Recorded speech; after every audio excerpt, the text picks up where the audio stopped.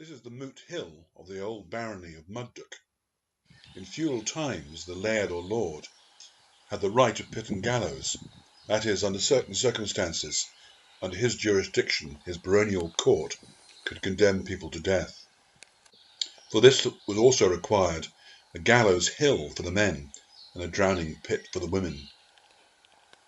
This particular Moot Hill, where the court met, is of even greater interest than usual.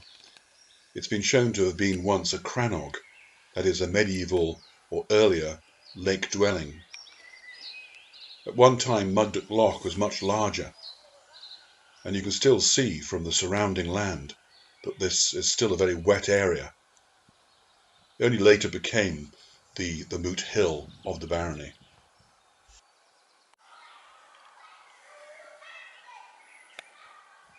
This is the tarn, or old pond, where women who've been found guilty at the Moot Hill of the barony court would be drowned.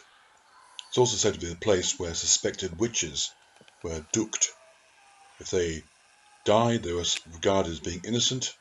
If they survived the dukes, then they were regarded as being guilty and put to death anyway.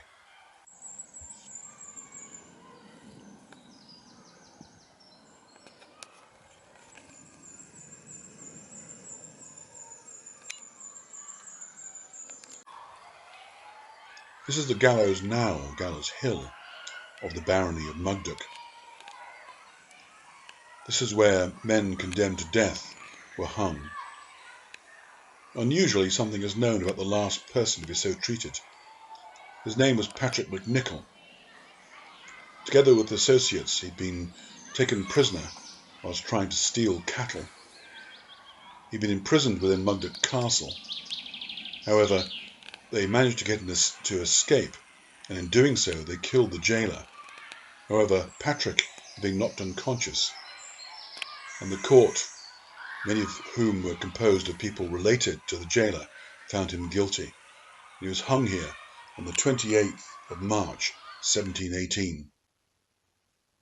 We also know that the gallows hill itself, the gallows, was taken down by one James Scott towards the end of the 18th century.